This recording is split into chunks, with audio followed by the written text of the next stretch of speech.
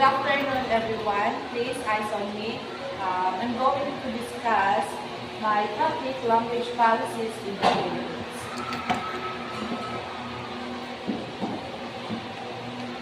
The Constitution directs the government to take steps that will initiate and sustain the use of Filipino as the medium of official communication and as a language of instruction in the educational system. In 1987 Constitution, the language provision, the 1987 Constitution of the Republic of the Philippines, which are embodied in Article 14, Section 6 and 7, provide the legal basis policies that are being implemented in the country.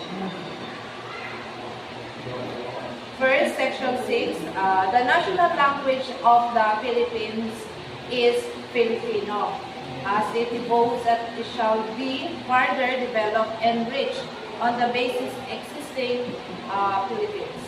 And pangalawa naman, sa Section 7, it states that for the purposes of communication and instruction, the official languages of the Philippines are Filipino and until otherwise provided by law. English are official language of the Philippines. So, sabi nga sa Section 7, dalawa kasi ang inaano sa article na to na gagamitin language, which is ito yung Filipino and English na gagamitin sa pagtuturo dito sa school. Ganon. Hindi lang naman sa school, pati sa labas. So next, the Philippine Bilingual Education Policy or BEP. The bilingual policy in the country education system seeks to attain Filipino and English competence at a national level through their use as a media of instruction at all levels. So, naiintindihan yung sa bilingual language policy. Kapag may tanong kayo during nag-discuss ako, raise lang. So, the policy aims to propagate Filipino as a language of literacy, to cultivate and develop Filipino as language of scholarly discourse, and to further its development as a national language. Bilingual language ay yung Filipino and English. So, the policy also states that the regional dialects shall also be used as auxiliary media of instruction in the initial language literacy when needed.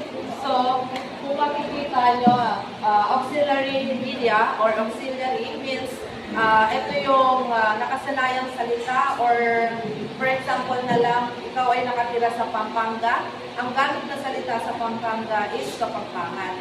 So, kailangan yun ang gamitin salita ng teacher from grade 1 to grade 3 na Kapampangan or mother tongue ang gagamitin na salita sa pagtuturo para sa kanilang mga learners. So, next issue, this policy in 1974, along with Text Order number 25, which allowed Filipino as the medium of instruction for social sciences, arts, physical education, home economics, practical arts, and character education subjects. So, sa mga subject na nabanggit, ayan, sa mga subject na nabanggit lalo sa humanities, Filipino language or Tagalog ang gagamiting salita ng teacher para sa kanyang mga learners or students. And then, in turn, English is the medium of instruction for mathematics and science and technology. So, English naman po ang gagamitin ng mga teachers kapag subject ay mathematics and science and technology. Yun nga lang, ang problema nga natin, ang libro pa rin ng mathematics at saka science ang nakasulat doon is, diba, English. Doon naman sa iba naman, kahit na sinasabi nila yun sa subject na humanities, yung mga ganon, English pa rin. So, yun lang naman yung naging problema. Kahit na sinasabi dito sa article na yung sa language policies. So, with the signing of the 1987 Constitution, Filipino and English are mandated to be used as media for instructions. So, the policy is as follows. First, to enhance learning through two languages to achieve quality education as called for by the 1987 Constitution.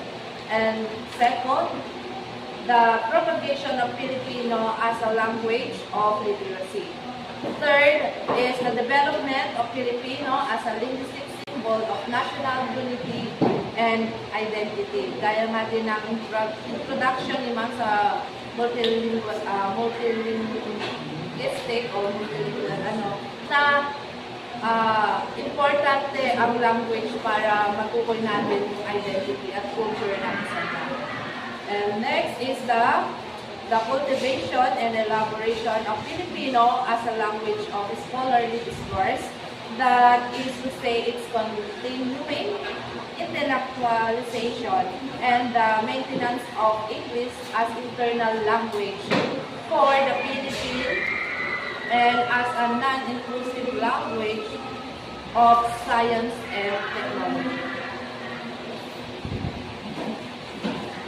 So, the Department of Education, Culture, and Sport shall provide the means by the language policy can be implemented with the cooperation of government organizations. So, the department shall program funds for implementing the policy in such areas as material production, in-service training, compensatory, and enrichment policy development of suitable and standardized Filipino for classroom use and the development of appropriate evaluative instruments. So, wording here, kailangan daw pag pondohan, bigyan pondo ng government, tulad niyan yung sa materials production, in service training, compensatory, and instruments policy, yun na. Kailangan siyang pondohan ng government. So, guidelines for the implementation of the 1987 policy on bilingual education are specified in the text order number 54, series 1987. Among these are the needs and concrete steps suggested towards its realization. Next, let's proceed